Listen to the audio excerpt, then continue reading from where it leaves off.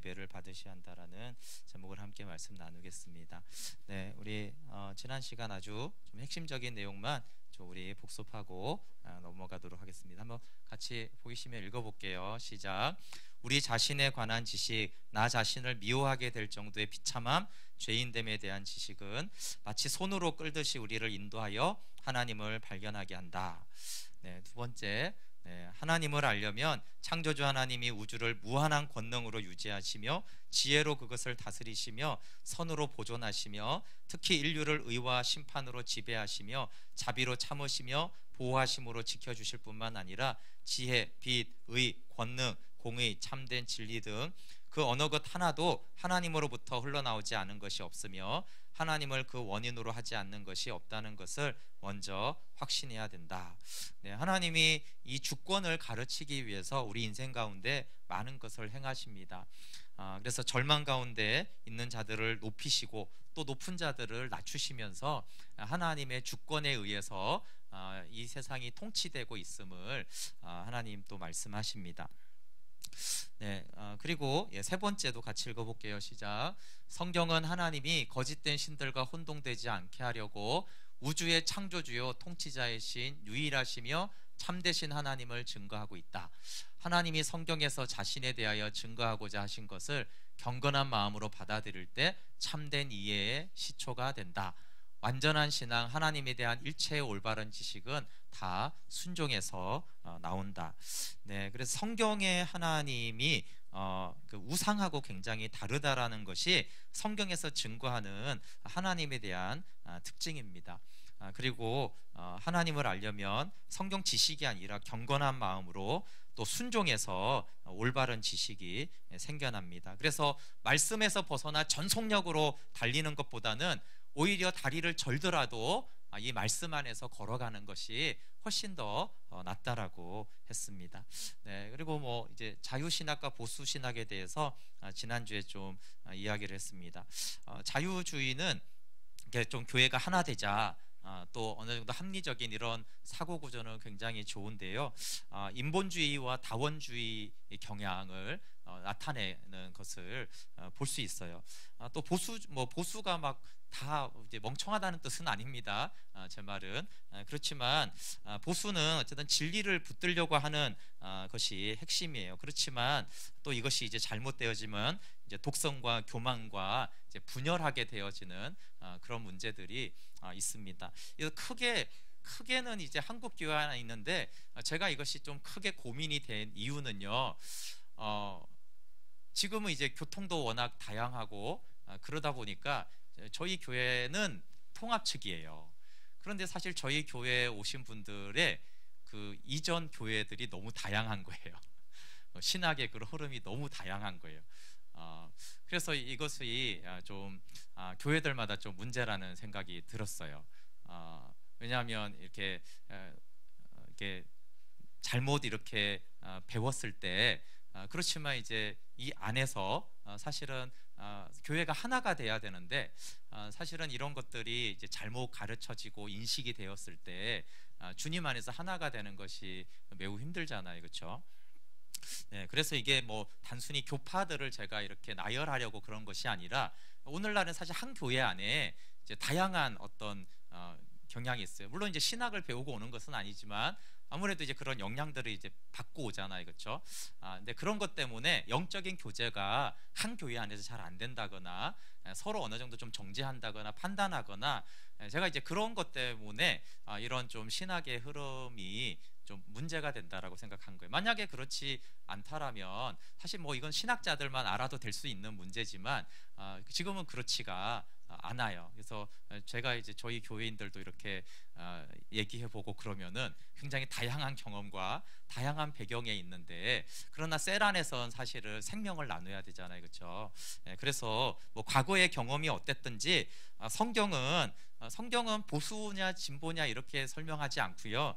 우리가 잘 알듯이 복음을 통해 생명으로 나아가는 얘기예요, 그렇죠? 예수 그리스도 중심성이고 십자가를 증거하는 것이고 그래서 생명의 길로 가는 것을 중심으로 성경을 본다라면 그런 다양함이 오히려 더 이제 유익이 될 수가 있고 근데 예수 그리스도 십자가 생명, 복음 중심이 아니게 되어지면 이것이 이제 변론이 되어지면서 사실은 말씀을 나눈다고 하면서도 이게 교회 안에서 연합과 하나님의 생명이 흐르지 않을 수 있기 때문에 이런 흐름을 아는 것들은 좀 중요하고, 또 워낙 인터넷이 이제 발달이 됐기 때문에 여러분들이 이렇게 혹시 다른 걸 들으면서 이런 걸 좀 분별하면서 들을 필요가 있어서 이제 간단하게 제가 지난주에 좀 소개를 했습니다. 네, 오늘 좀 다룰 것은 이제 성령님에 대한 것과 좀 우상에 대한 것이에요. 이제 성경에 대해서 계속 강조하고 있는 것인데, 이제 성경의 권위를 약화시키는 것 중에 하나가 직접 계시를 받는다고 하는 이제 광신자들 때문에 경건의 모든 원리가 파괴가 되어집니다. 이런 직접 계시를 받는다라는 광신자들은 성령의 가르침을 직접 받는 것처럼 자랑하면서 성경이 있는 것을 매우 가볍게 여깁니다. 오늘날에는 그렇지 않은 것 같아요. 지금 이건 이제 칼빈 시대 때 한 말이니까 그렇죠. 오늘날에는 뭐 좀 광신자들도 성경을 많이 읽더라고요.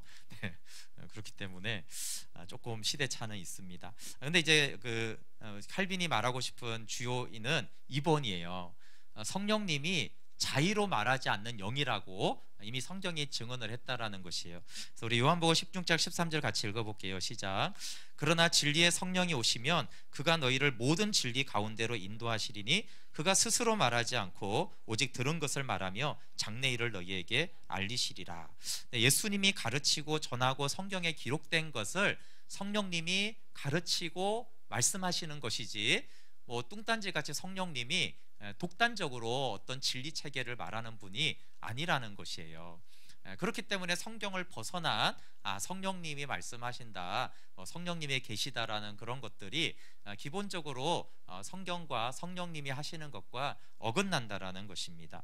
그리고 성령님은 성경에 의해서 인정된다는 것이에요. 이것이 성령님이 하시는 일인지 아니면 마귀의 시험인지를 분별하는 기준도 성경이라는 거예요. 그러면 성경이 성령님보다 더 높아서 그런가? 그렇지가 않고요. 성령님이 성경의 저자이기 때문에 그래요. 성령님이 성경을 기록해 놓고 그 성경과 상반되는 모습으로 우리 가운데 나타난다든가 활동하든가 역사를 할 수가 없잖아요. 그렇죠? 그렇기 때문에 성령님은 성경을 기록하신 분이세요. 그렇기 때문에 성령님은 성경에서 자신을 나타내신 보이신 그대로 영원히 존속하십니다. 그러니까 성경에서 말씀한 성령님으로 영원히 계시고 우리 가운데 나타나신다라는 것이죠. 그래서 성경에 나타나지 않는 성령의 이해나 어떤 역사는 이것이 이제 사단의 영의 속임인지를 굉장히 분별을 해야 하는 것입니다. 성령의 은사나 성령 사역을 할 때 성경이 증거하지 않는 사역과 방법을 우리가 굉장히 주의하고 분별을 해야 되는 것입니다. 성령님과 관련해서 가장 중요한 것은 말씀과 성령은 불가분의 관계를 가진다라는 것이에요. 성경은 문자로 되어 있습니다. 그렇죠? 성경은 말씀하고 동일한 뜻이 아니에요. 성경은 말씀이 문자로 기록된 것이잖아요. 그렇죠? 근데 이 문자로 기록된 것은 어떤 효과가 있는 것이 아닙니다. 성령으로 말미암아 이 문자로 된 것이 우리의 마음에 효과적으로 새겨지고 가르쳐지는 것이죠. 그래서 성령이 없는 말씀은 그냥 문자와 그냥 좋은 책에 불과하게 된다는 것입니다. 그런데 성경이 그리스도를 제시하기만 하면, 성경이 그리스도를 증거하기만 하면 성경은 우리의 영혼을 소생케 하고 우둔한 자로 지혜롭게 하는 생명의 말씀이 됩니다. 그래서 말씀은 그리스도 중심적이고 십자가 중심적이고 영생을 중심으로 증거해야 됩니다. 성경이 그리스도를 증거할 때 이것이 생명의 말씀이 되는 것이지, 이 성경을 가지고 그리스도를 전하지 않고 뭐 다른 것도 얘기할 수 있잖아요. 그렇죠? 뭐 가정에 대해서도 말해서 경제에 대해서도 말할 수 있고 다른 얘기들을 하게 되어지면 사실은 이 말씀은 생명을 주는 말씀의 역할을 하는 것은 아닙니다. 그리고 세 번째, 성령이 조명하지 않는 성경은 죽은 글이 되고 독자들을 죽인다.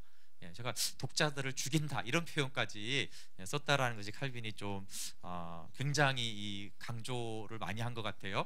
제 생각에는 성령이 역사 안 해도 성경을 읽는 것이 해가 되겠나 싶은데, 칼빈은 성령의 조명이 없는 성경 읽기는 사실은 독이 되고 우리를 죽이기까지 할 수 있는, 굉장히 성령을 의지하지 않고 성경을 본다는 것 자체가 있을 수도 없는 일이라고 하는 것이에요. 그러니까 독자들을 죽인다라고 할 만큼. 그래서 성령의 조명이 없이 성경을 읽고 묵상하는 것이 오히려 우리의 영혼에 독이 될 수 있다는 거죠. 그래서 반드시 성경을 대할 때는 성령님이 함께 해야 된다, 성령님이 조명해 주셔야 된다, 성령님이 가르쳐 주셔야 된다, 성령님이 말씀을 내게 새겨 주셔야 된다라는 이런 전제와 믿음이 없이 성경을 본다라는 것은 정말 무익하고 해로운 거라는 거예요. 근데 지금 저도 그렇고 한국 교회 생각보다는 칼빈이 굉장히 오히려 강조하고 있는 것이죠. 그래서 성령의 어떤 역사가, 성령의, 오늘날엔 성령 그러면 어떤 은사적인 역할을 많이 강조하는데, 칼빈은 성령이 이 말씀을 알고 가르치는 데 있어서 너무나 절대적인 것이고, 성령이 없이 말씀을 읽거나 가르치고 배운다는 것 자체가 너무 해로운 일이다 라고, 말씀과 성령을 떨어져서 생각할 수가 없다라고 말하는 것이, 이거는 저희 지금 한국 교회 안에 우리가 굉장히 좀 마음에 담아둘 말씀인 것 같아요. 그래서 이제 성령을 소멸치 말며라고 할 때 이것이 성경 말씀을 경시하는 거라는 거예요. 왜냐하면 말씀을 경시하면 성령의 빛이 소멸되는 것이에요. 그래서 이제 성령과 말씀의 관계가 이렇습니다. 그럼 성령을 무시하면 이 말씀은 그냥 성경 문자는 독이 된다고 했잖아요, 그렇죠? 성령을 무시하면. 근데 그러면 성경을 경시하면 어떻게 돼요? 성령의 빛이 소멸된다고요. 이게 같은 거예요. 성경을 무시하면 성령의 빛이 없어지고, 성령을 무시하면 성경은 그냥 독이 되는 지식일 뿐이라는 거예요. 그래서 성경 없이 성령을 논할 수가 없고, 절대적으로, 그렇죠? 성령님이 의지하지 않고 성경을 우리가 알려고 하고 본다라는 것 자체가 불가능하다라는 것이에요. 그래서 성경주의가 되면 안 되고, 또 성령주의가 되면 안 되고, 말씀과 성령이 언제나 함께 할 때만 이것이 생명을 주는 말씀이 되고 우리에게 지혜를 준다라는 것이에요. 그래서 하나님의 자녀들, 그러니까 믿음이 제대로 된 사람들은 성령을 떠나면 전적으로 진리의 빛을 잃게 된다라고 늘 생각해야 되고, 그리고 말씀은 주님께서 이 성령의 조명을 통해서 모든 사람들에게 성령의 조명을 나누어 주는 도구로 성경을 줬다라는 것이에요. 그래서 성경과 성령님에 대한 이 건강한 이해가 올바른 하나님의 자녀들에게 동일하게 다 있다라는 거, 있어야 될 뿐만 아니라 마땅히 그런 이해가 있는 사람들이 하나님의 자녀들로서 믿음 생활을 정상적으로 하는 자들이라는 것이에요. 그리고 이제 성경은 참되신 하나님을 이교도의 모든 신들과 대조하고 있습니다. 성경에서 하나님의 특징을 말할 때 항상 이교도의 신과 대비를 시킨다라는 것이고, 그리고 이제 이것은 대비고요. 일치하는 것은 뭐냐면 하나님의 창조물들에게 보이는 그 하나님과 동일한 속성을 말한다는 거예요. 앞에서 창조물들과 피조물을 봤을 때 하나님의 권능과 신성을 볼 수 있다고 했잖아요, 그렇죠? 근데 그 피조물 속에 나타난 하나님의 영광과 성경에서 증거하는 영광은 동일하다는 거예요. 하나님의 속성은 동일하시죠. 예를 들어서 우주나 바다를 보고 광대하잖아요, 그렇죠? 그 위대하신 하나님은 동일한 거예요. 그리고 성경을 볼 때마다 그래서 창조물 속에 드러난 하나님과 일치가 되고, 반대가 되는 것은 뭐예요? 이교도의 신들, 우상들하고는 하나님이 너무 다르구나. 이것이 이제 성경을 통해서 우리가 알 수 있는 하나님의 어떤 속성과 특성들이라는 것입니다. 우리 출애굽기 34장 6절부터 7절 같이 읽어볼게요. 시작. 여호와께서 그의 앞으로 지나시며 선포하시되 여호와라 여호와라 자비롭고 은혜롭고 노하기를 더디하고 인자와 진실이 많은 하나님이라. 인자를 천대까지 베풀며 악과 과실과 죄를 용서하리라. 그러나 벌을 면제하지는 아니하고 아버지의 악행을 자손 3, 4대까지 보응하리라. 네, 이제 모세에게 하는 말씀인데, 여기서 첫 번째 하나님이 선포하실 때 여호와라 여호와라 이렇게 두 번이나 선포하잖아요, 그렇죠? 여호와는 우리 출애굽기 3장 14절에 모세에게 이름을 알려달라고 하니까 굳이 번역하면 나는 나다 이런 거라고 그랬어요, 그렇죠? 여기서 만물을 초월하시는 하나님의 영원성과 자존성이 먼저 선포되죠. 하나님을 아는 지식이 여기서부터 시작이 돼야 되는, 먼저는 하나님의 하나님됨을 선포하신 거예요. 그리고 이제 두 번째 우리가 알아야 될 것이, 이제 하나님이 어떤 분이신가 보다는 우리에 대하여 어떤 분이신가가 이제 두 번째 나오는 내용이에요. 어떤 거예요? 그 뒤에 자비롭고 은혜롭고 노하기를 더디하고 인자와 진실이 많다. 이것은 이제 물론 하나님의 성품이긴 하지만 우리를 대하는 어떤 하나님이잖아요, 그렇죠? 근데 먼저는 여호와라 여호와라, 이것은 스스로 존재하시는 영원하신 하나님이에요. 그런데 저희가 보통 하나님을 아는가, 하나님을 생각할 때 자꾸 이 두 번째를 먼저 항상 생각한다는 거예요. 인자하심, 성실하심, 그렇죠, 공의로우심, 이런 건데, 사실은 하나님을 아는 계시의 출발은 여호와죠. 여호와, 스스로 존재하시는 분, 영원하신 분, 우리하고 관계하기 이전에 영원하시고 모든 것 되시는 만물의 그 하나님, 창세전의 하나님이 먼저 하나님 됨이잖아요, 그렇죠? 그래서 여호와를 먼저 선포하고, 그 다음에 그 여호와 하나님이 우리와 별개로 있는 것이 아니라 우리를 그럼 어떻게 대하시는가. 그래서 우리가 하나님은 어떤 분인가라고 할 때 두 가지 측면에서 우리가 하나님을 알 수 있고, 하나님이 그렇게 계시를 하셨습니다. 하나님께 관한 이와 같은 인식은 산 경험으로 되는 것이지 공허한 사색으로 되지 않는다. 그래서 상상으로 하나님을 알 수가 없고, 우리가 하나님과 함께한 경험을 통해서만 하나님을 알 수가 있습니다. 그리고 하나님은 예레미야를 통해서 우리가 꼭 알아야 할 하나님을 또 말씀하셨어요. 우리 예레미야 9장 24절 한번 읽어볼게요. 시작. 자랑하는 자는 이것으로 자랑할지니 곧 명철하여 나를 아는 것과 나 여호와는 사랑과 정의와 공의를 땅에 행하는 자인 줄 깨닫는 것이라. 나는 이 일을 기뻐하노라. 여호와의 말씀이다.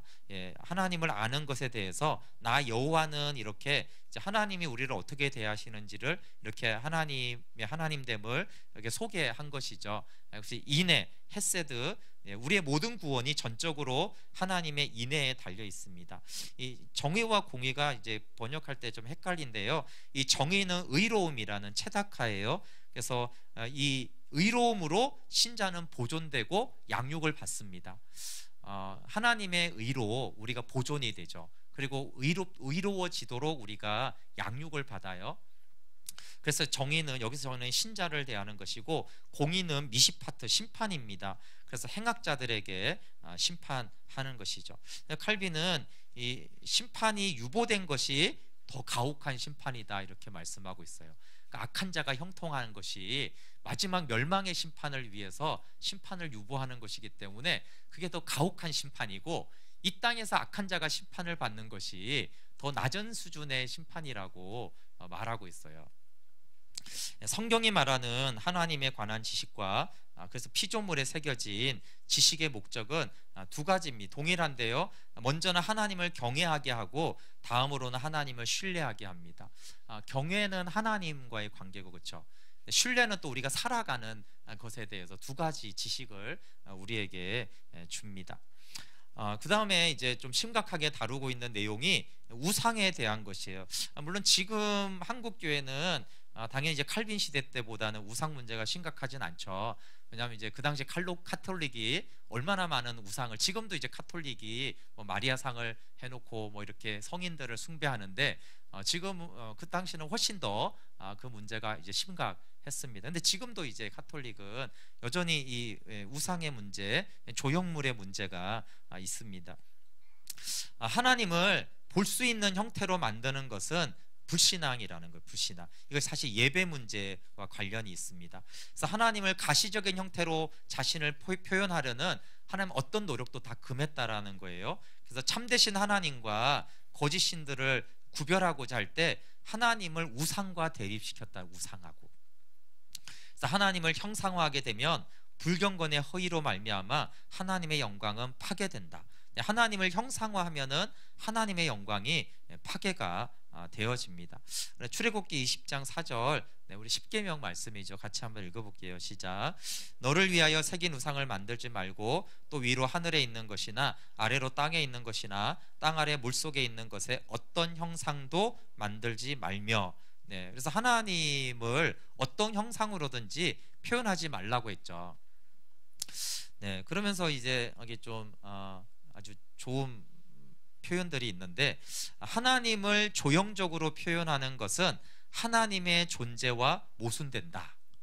이 말이 정말 굉장히 왜 조형물을 만들면 안 되는지에 대해서 잘 설명하는 말입니다. 하나님을 조형적으로 어떤 형상을 만들고 표현하는 것은 하나님의 존재와 모순된다라는 것이에요. 그래서 아까 신명기 여기 4장 15절에 너희가 어떤 형상도 보지 못하였은즉 깊이 상가라. 호렙산에서 하나님이 모세에게 말씀을 주셨잖아요, 그렇죠? 근데 하나님이 그때 어떤 형상도 보여주지 않았다는 것이에요. 보지 못했고. 그러니까 너희가 나를 형상화하지 말라는 것이에요. 그걸 깊이 삼가야 된다는 것이에요. 그리고 중요한 것은 여기서 어떤 형상도 보지 못했는데 뒤에 어떤 형상대로든지 우상을 새겨 만들지 말라. 근데 왜 우상을 만들고 어떤 형상을 자꾸 만들려고 하냐면요, 스스로 부패하여 자기를 위해서 그렇게 한다는 것이에요. 그러니까 하나님을 자꾸 형상화하고 조형화하려고 할 때 이 인간이 스스로 부패해서 자기를 위해서 그렇게 하는 것이지 결코 하나님의 영광을 위해서 그렇게 하지 않는다는 것이. 오히려 하나님의 영광을 위하는 자는 그 하나님의 형상을 보지 못했기 때문에 그렇게 하지 않는다라는 것이에요. 네, 그래서 이 보이는 하나님의 형상을 동경하는 것은 곧 하나님을 배반하는 거죠. 자기를 위해서 부패한 것입니다. 그래서 지금 이제 개신교는 형상을 만들지 않잖아요. 그런데 구체적으로 만드는 행위가 없을지라도 보이는 하나님의 형상을 동경하지 말라는 거예요. 보이는 하나님으로 자꾸 보고 싶어하고 형상화시키려는 그 생각과 마음이 하나님을 배반하고 영광에서 멀어진다라는 것이에요. 그림도 뭐 그냥 저희가 뭐 인터넷에 간단한 그림은 괜찮아요. 그 그림을 막 걸어놓고 그 그림을 막 이렇게 하나님의 어떤 것으로 자꾸 바라보게 하려는 것도 하지 말라는 것이죠. 네, 여기 조형적으로 표현하면서 하나님의 존재와 모순된다라는 것은 여호와 하나님과 모순되죠. 하나님은 만물의 하나님인데 만물의 하나님이라는 것은 뭐냐 하면 초월하시는 하나님이고, 초월한다는 것은 규정되지 않는다라는 뜻이에요. 그래서 하나님은 이름을 가질 수 없다고 그랬잖아요, 그렇죠? 그래서 그런데 이제 여호와다 이 말씀은 원래 이름을 가질 수 없는 하나님의 이름을 말해준 거잖아요, 그렇죠? 이거는 이제 복생 때 나눴지만 이름을 정하면 어떻게 된다고요? 한계가 정해지고 규정이 된다고 그랬어요, 그렇죠? 이걸 이제 컵이라고 하면 컵이라는 어떤 특징에 여기에 매이게 된다라는 것이에요. 근데 하나님은 이렇다라고 규정할 수 없는 것이에요. 만물 안에 속한 어떤 것들은 다 이름이 있지만 만물 위에 초월하신 하나님은 이름이 없습니다. 근데 이 조형적인 표현은 결국 어떤 게 되냐면 규정할 수 없는 하나님을 규정하려는 시도인 것이에요. 그래서 우상을 만들면 규정이 되죠. 규정. 모든 우상은 규정돼 있어요. 바알과 아세라는 풍요의 신이에요. 다 이렇게 규정할 수 있죠. 우상들은 다 규정이 됩니다. 그럼 이것이 넓은 의미로는 하나님을 규정하려는 것은 모두 하나님의 존재와 모순됩니다. 성경을 볼 때 어려운 본문들이 있어요, 그렇죠? 근데 어려운 본문은 내용이 어려워서 어려운 것이 있고, 또 하나 이제 어떨 때 사람들이 이 성경 묵상할 때 이해할 때 어렵냐면 규정화된 하나님을 갖고 있는 사람들은 성경이 어려운 구절이 많아요. 왜냐하면 성경에 계시되 하나님 규정돼 있지 않거든요. 우리 마태복음만 해도 막 하나님 막 병자를 막 살리고 죽은 자를 살리잖아요, 그렇죠? 근데 왜 세례 요한은 그냥 내버려 두세요, 그렇죠? 규정되지가 않아요. 그럼 이제 또 제자들은 이렇게 대하시고, 사실은 뭐 어머니 마리아도 그래요. 그러니까 도대체 어떤 부분에 보면 하나님은 그래서 이제 규정하는 것들이 이런 거예요. 분명히 예수님은 수많은 병자들을 고쳤고 예수님이 채찍에 맞으면 우리가 나음을 입었잖아요, 그렇죠? 그래서 이제 규정하려는 시도가 어떤 것이냐면 많은 이제 치유 사역자들이 책을 쓸 때 모든 병이 치유된다 이렇게 이제 하고 있어요. 그래서 성경에 이런 말들을 많이 인용을 해요. 그게 이제 규정하려는 작업이에요. 근데 왜냐하면 예수님이 모든 병자를 치유하지는 않았어요. 그러면 또 이렇게 돼요. 예수님은 모든 병자를 치유하지 않았으니까 그러면 우리가 기도하면 나을지 안 나을지 몰라. 이것도 규정하는 거예요, 그렇죠? 사도 바울이 베드로와 요한이 이렇게 병자를 고칠 때 나을지 안 나을지 몰라 이렇게 하고 안 했어요. 근데 이게 다 규정하는 거예요. 그러니까 이런 뭐 또 치유사가 하는 사람은 다 100% 치유되는 거다. 안 된 건 네 믿음 탓이다. 이렇게 하고 또 이제 반대쪽에는 어떻게 해요? 모르지. 우리는 기도할 뿐이지 몰라. 그런 거는 그냥 할 뿐이야. 이렇게 이게 다 규정하는 거예요. 그래서 정말 규정되지 않는 하나님을 알았던 사도들은 두 가지에 다 자유했어요. 그렇죠? 자기도 내도 순교했잖아요. 하나님 안 도와줘도 그것도 자유했고, 그렇지만 하나님이 죽은 자를 살리시고 또 병든 자를 고치시는 그 하나님도 그대로 알았어요. 그래서 하나님을 자꾸 규정화하려는 시도, 형상을 만들면 아주 정말 규정화하는 것이고 유화적으로 그런 것이죠.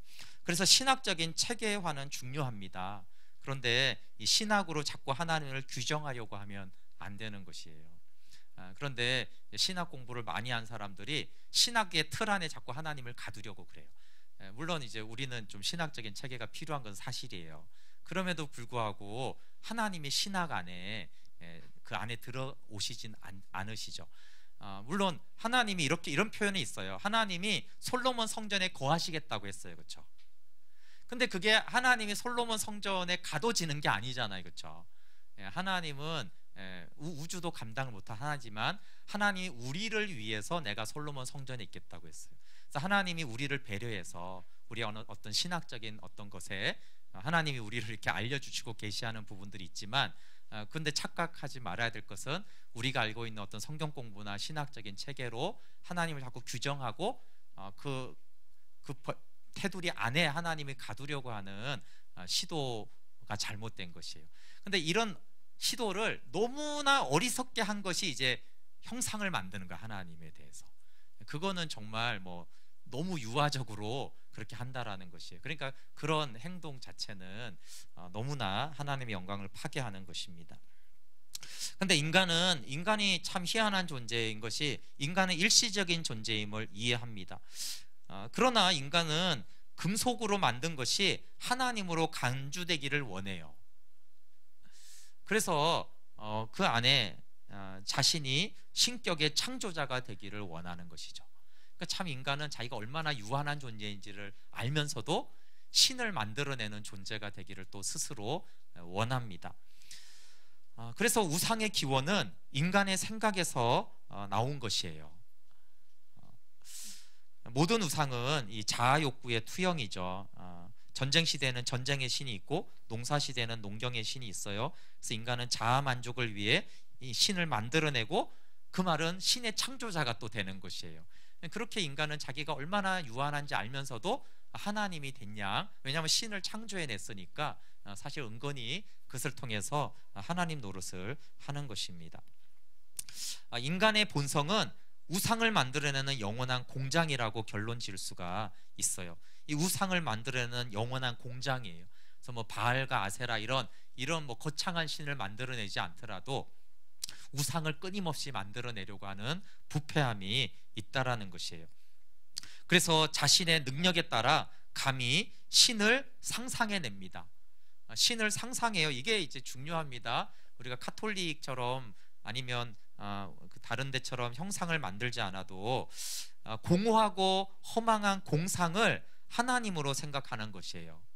그래서 인간의 마음은 우상을 잉태하고 손은 그 우상을 만들어내는 것이에요.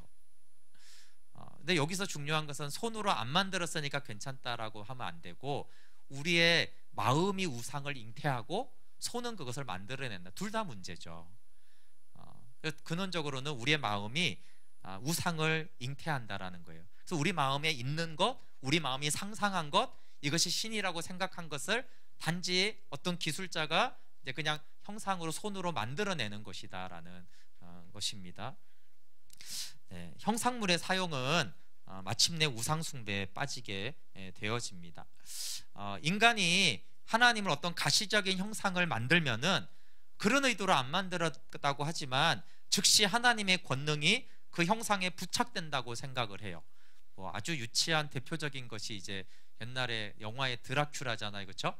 네, 그래서 십자가 이렇게 하면 이제 이 십자가 자체에 이제 하나님의 어떤 신성이 있다라고 생각을 하는 거예요, 그렇죠? 그런 그 어떤 어리석음이 모든 인간들에게 있다라는 것이에요. 근데 이 형상물을 예배한 자들이 그 시대에도 이제 교묘한 설명으로 결백을 주장했는데 그들이 형상을 만들고 이게 하나님이라고 하지 않는다라는 거예요. 우리는 결코 우상을 우리의 신이라고 부르지 않는다. 그러면서 이제 그럼 형상물에다가 막 절도 하고 뭐 기도도 하고 그러는데 그 왜 그런 존경을 하는 것이냐라고 했을 때 그들은 우상에 봉사하는 것이지 우상을 예배하는 것이 아니다라고 말을 한다는 거예요.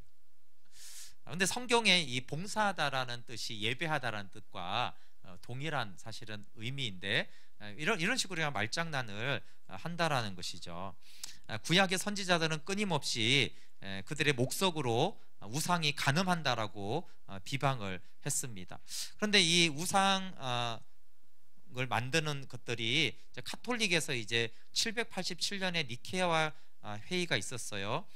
이것이 이제 우리 유명한 니케아 회의가 삼위일체에 대해서 한 회의가 아니라 787년에 있었는데 이때 교회당 안에 형상을 설치할 뿐만 아니라 이 형상물에 예배까지 드리도록 결정을 했습니다.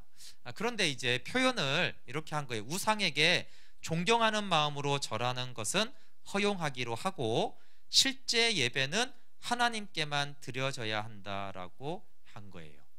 말이 좀 헷갈리죠. 금으로 형상을 만들었으면 이해 가시죠? 거기다가 절을 하는 거예요. 절을 해요. 근데 저 금덩어리에다가 절하는 게 아니고 저 금덩어리에는 우리가 그냥 절을 하는 것 뿐이고 우리는 실제로 그 금덩어리 형상으로 형상화된 그 실제 하나님을 예배한다 이런 식으로 하면서 이제 그 형상들에게 절하고 존경을 표하도록 했다라는 것이에요. 그러면서 뭐 많은 이 성경의 왜곡이 있었는데 그 예 중에 하나가 요한일서에 우리가 들은 바여 눈으로 본 바에 대해서 해석을 이렇게 하는 것이에요. 이렇게 하나님을 아는 것은 그의 말씀을 들어서만 되는 것이 아니라 형상물을 봄으로써 하나님을 알게 된다. 뭐 이것 말고도 이렇게 성경을 억지로 해석해서 그 형상들을 이제 합당화하는 여러 이제 변명들을 만들었습니다. 하나님은 우상과 구별되며 하나님만이 완전한 예배를 받으셔야 합니다. 근데 이제 카톨릭은 그렇게까지 이렇게 너무나 하나님의 영광을 희석시킨 거예요. 그러면 이제 성경은 어떤 식으로 하나님을 경외하고 경배해야 된다라고 말을 하는지 예를 이제 두 가지 드는데 하나가 이제 요한이 계시록에서 천사 앞에서 무릎을 꿇었는데 이것을 이제 천사가 책망을 오히려 합니다. 한번 이제 계시록 19장 10절 읽어볼게요. 시작. 내가 그 발 앞에 엎드려 잘 안 보이나요? 경배하려 하니 그가 나에게 말하기를 나는 너와 및 예수의 증언을 받은 내 형제들과 같이 된 종이니 삼가 그리하지 말고 오직 하나님께 경배하라. 예수의 증언은 예언의 영이라 하더라. 네. 요한이 왜 천사 앞에서 엎드려 경배하려고 했을까요? 요한이 하나님께만 드려져야 할 영광을 천사에게 드릴 정도로 어리석어서 그랬을까요? 그렇지 않다는 거예요. 그렇죠? 이해 가시죠? 하나님께 드릴 영광과 경배를 천사에게 하려고 한 게 아니란 말이에요. 마땅히 하나님만 영광 받으시고 경배 받아야 될 줄 알았죠. 그렇지만 이 대단한 위엄으로 나타난 천사에게도 절하고 경배할 수 있다고 생각했어요. 하나님과 분리적으로. 그렇죠? 그런데 천사는 어떻게 했죠? 그걸 금한 거예요. 왜냐하면 하나님의 영광을 손상시킬 수 있기 때문에 천사는 이걸 금했어요. 그러니까 성경은 어느 정도로 하나님의 영광이 다른 어떤 존재들에게도 가면 안 된다라고 너무나 명확한 것이에요. 요한이 헷갈려 하지 않았어도 아예 다 알아요. 하나님 영광이 하나님께 경배해야 되죠. 하나님만 높임을 받으셔야 되죠. 아니 그냥 천사한테 그냥 절하는 거예요. 이런 걸 성경을 허용하지 않았다는 것이에요.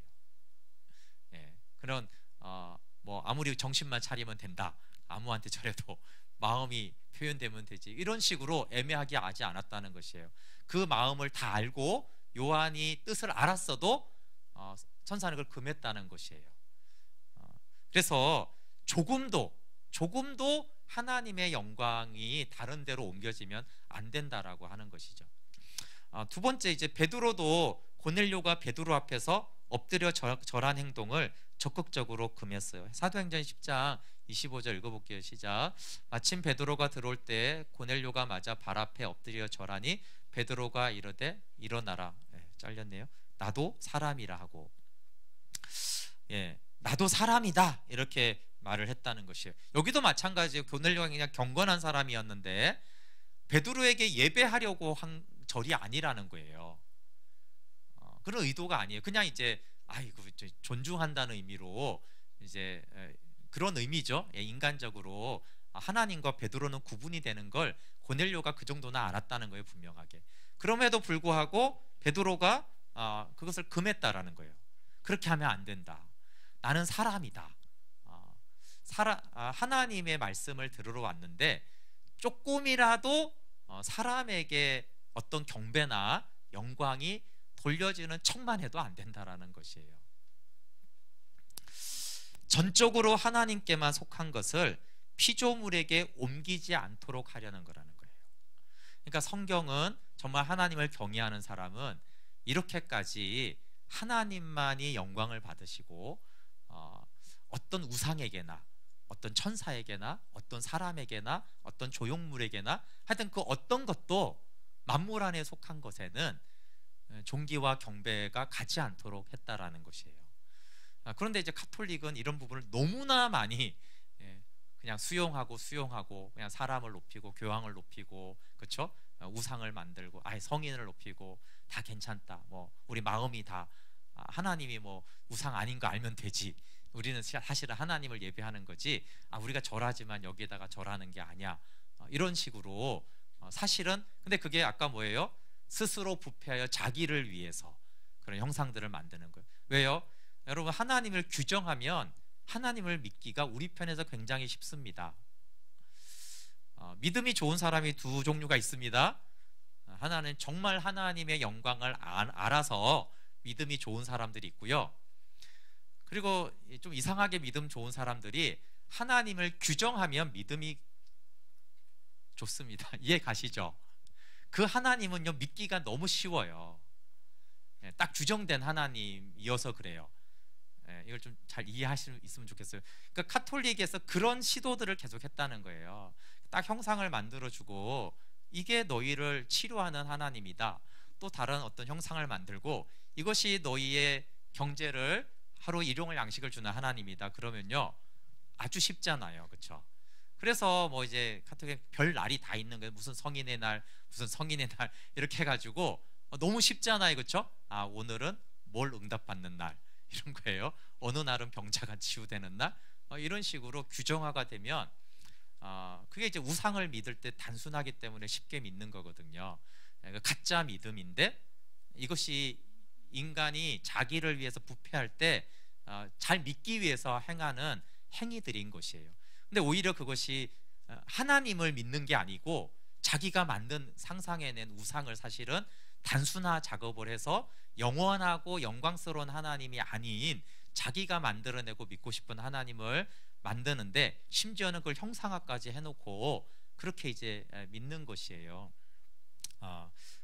그렇기 때문에 이것이 이제 굉장히 부패한 것이고 하나님의 영광을 파괴하는 것입니다. 네, 마지막 말씀 같이 좀 읽고 우리 좀 찬양할게요. 같이 읽어볼게요. 시작.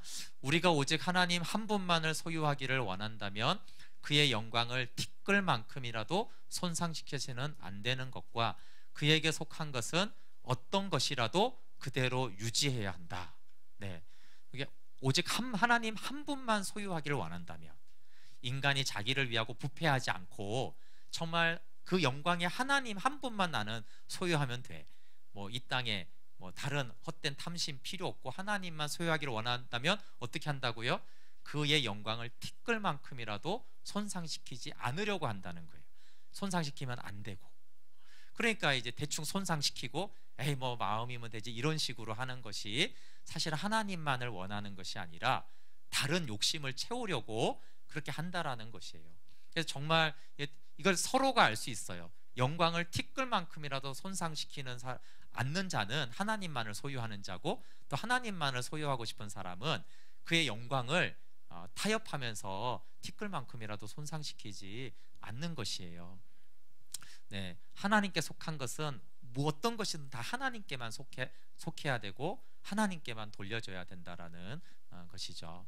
네, 이것도 읽어볼게요. 시작. 어떤 경건한 의식이 한 분 하나님 외에 다른 무엇에 드려지게 될 때는 그것이 곧 하나님을 회방하는 일이 된다는 것을 인식해야 된다. 네, 경건한 의식이에요. 그렇죠? 네, 경건한 의식이라고 해도 하나님께 돌려지지 않고 혹시 어떤 다른 것에 드려지게 된다라면 이것이 지금 하나님의 영광을 회방하고 있다라는 것을 인식해야 된다.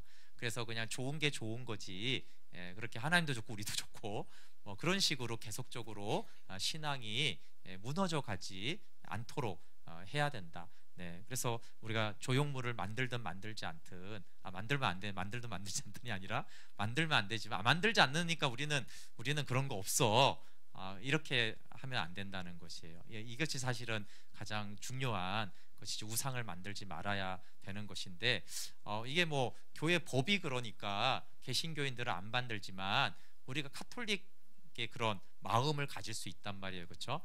네, 그리고 형상은 안 만들더라도 어떤 자꾸 사람에게 영광을 돌리고 어떤 사람을 자꾸 추종하고 숭배하고 이런 것들은 개신교 안에도 얼마든지 있을 수 있는 일이잖아요. 그렇죠?